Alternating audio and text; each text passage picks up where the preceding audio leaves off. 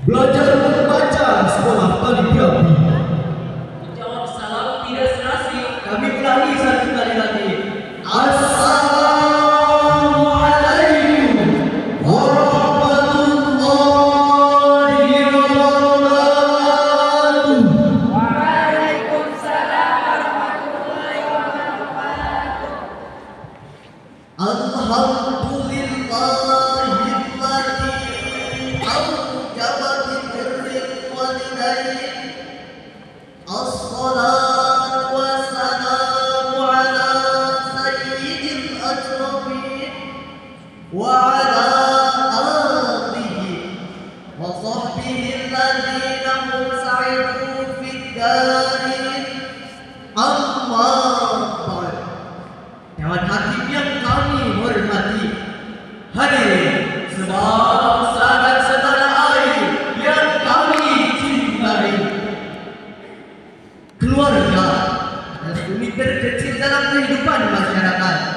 Begitu juga anak adalah bagian dari keluarga yang miniatur bagi kehidupan yang akan datang. Oleh sebab itu, anak sering menjadi kebanggaan, harapan, dan tumpuan kedua orang tuanya.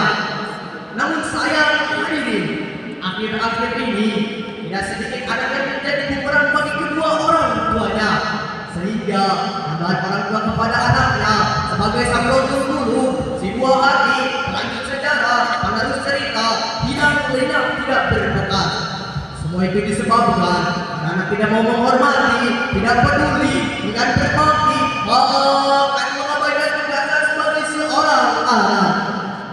Lalu, apakah tugas anak dalam Islam itu?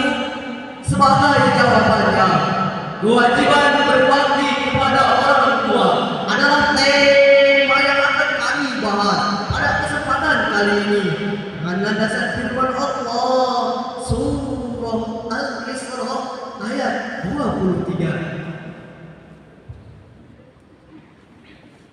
A'udzu billahi minasy syaithanir rajim.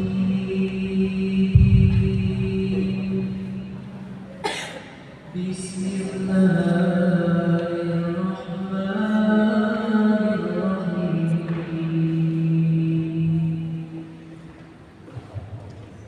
Wa qad rabbuka alla ta'budu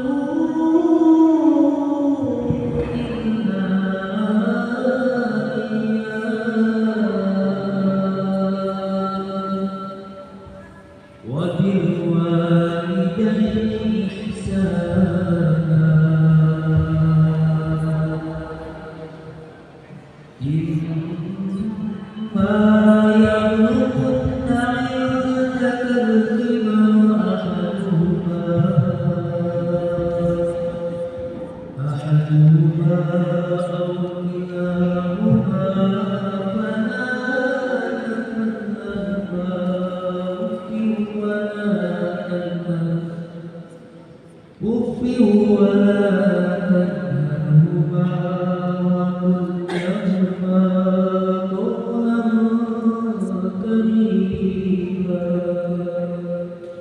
Allah berlindung di bawah kuasa-Mu ya Allah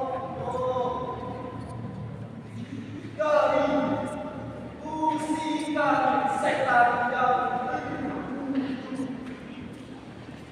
berlangsung asal ya Allah yang maha pengasih, maha penyayang. Dan Tuhan memerintahkan agar kamu jangan menyembah selain Dia. Dan berbuat baiklah kepada ibu bapa. Jika salah seorang di antaranya atau kedua-duanya sampai di usia lanjut di dalam pemeliharaanmu, maka janganlah kau sekali-kali mengucapkan kepada keduanya perkataan dan ucapkanlah kepada keduanya perkataan yang baik. Hadirin, demikianlah firman Allah tentang birrul walidain. lain. Kita kaji di dalam. Jika dilihat dari perspektif ilmu balaghah, pada ayat tersebut terdapat unsur nafi dan isbat, yaitu pada kata Allah ta'budu illa iyyah. Kemudian pada ayat tersebut ada dua perintah Allah untuk kita semua. Pertama, perintah untuk menyembahnya. Yang kedua, perintah untuk berbuat baik kepada kedua orang tua. Bagaimana cara berbuat baik kepada kedua orang tua? Ayat tadi menjelaskan. Pertama, jangan mengatakan pada keduanya perkataan A, karena akan menipu perasaannya dan menghancurkan hatinya. Menurut kaidah usul fikih, ayat ini adalah contoh ma'ruf mukhalafah bahwa yang mengandung pengertian dan akan memukul dan menganiaya. Mengatakan A saja sudah tidak boleh. Kedua, jarang menghardiknya. Dan yang ketiga, kata-kata atau ucapan perkataan yang sopan santun kepada keduanya. Timbul pertanyaan, bagaimana kasih kepada zaman sekarang jika kita kaitkan dengan perilaku ayat tersebut? Ternyata hadirin, anak zaman sekarang yang kurang pendidikan agamanya kadang-kadang mengeluarkan kata-kata yang kurang terkontrol, tidak merasakan bahwa itu jelas-jelas berdosa. Namun akhir-akhir ini, menurut fakta yang baru terjadi, bahasanya mengeluarkan kata-kata yang kotor, tapi ada yang sampai hati memukul, menantang, bahkan membunuh kedua orang tuanya tanpa peri kemanusiaan. Nauzubillah. Padahal Rasul menegaskan ridallahi fi ridal walidain wa suhtullahi fi suhtil walidain. Ridha Allah tergantung ridha kedua orang tua, dan murka Allah tergantung murka kedua orang tua. Hadirin, anak soleh semakin langka kita temukan. Sejarah telah mencatatkan fakta yang berbicara. Apabila kita saksikan ada kejadian-kejadian yang tidak diharapkan, ada anak yang memukul, menampak, menganiaya, bahkan memasukkan kedua orang tuanya karena sudah merasa tinggi ilmunya, sudah mapan ekonominya, sudah modern gaya hidupnya. Akhirnya menerima orang tuanya ke panti jompo. Padahal sejarah telah mencatat tidak ada kebahagiaan seorang anak tanpa doa restu kedua orang tuanya. Siapa ikatan yang terlambat Allah dengan banjir. Siapa itu Allah, seorang sahabat Nabi yang soleh, tapi sulit keluarnya ketika hendak meninggal dunia. Siapa itu Malik Bunda yang dikutuk jadi batu. Mereka itu adalah anak-anak yang durhaka kepada kedua orang tuanya, sehingga tidak mendapatkan kebahagiaan di dalam hidupnya.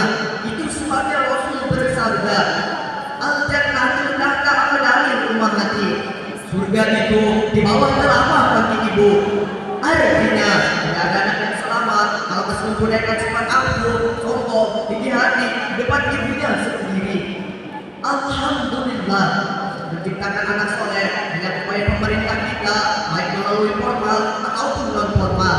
Misalnya dibangunnya sekolah-sekolah agama, mengajarkan anak-anak sampai perguruan tinggi agama Islam, dibangunnya organisasi-organisasi keislaman. Inilah yang harus kita hidup dalam rangka penanggulangan keluarga. Allah Subhanahu wa taala berfirman dalam Al-Qur'an surah At-Tur ayat 21.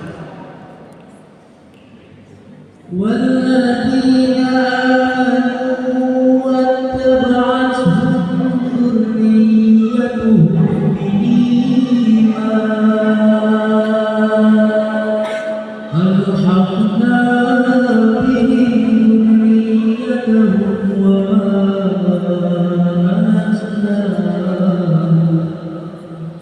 وما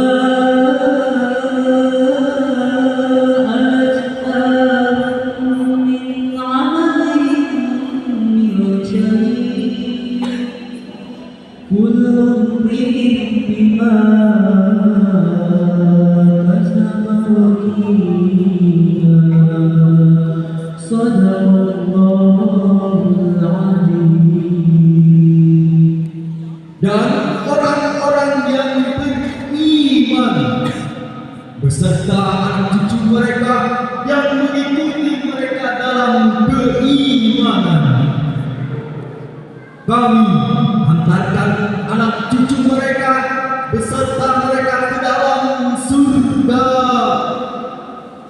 dan kami tidak akan mengurangi sedikit pun amal kebajikan mereka. Setiap orang berikan apa yang dikerjakan. Maha benar Allah dengan segala firman. Hadirin, inilah janji Allah bahwa anak soleh adalah anak yang bisa mengharmoniskan kesatuan keluarga. Bukan sebatas itu, tapi di akhirat kelak mereka akan berkumpul, bersatu, bersama-sama, mendapatkan kebahagiaan di dalam ridha Allah. Dengan demikian, raya ini dapat kami simpulkan begitu banyaknya seorang tua kami yang mendidik, membesarkan, mendidik kita sampai sukses di masa depan. Oleh sebab itu, tugas kita sebagai anak adalah dengan berbakti dan berbakti kepada kedua orang tua. Sekian dan demikian.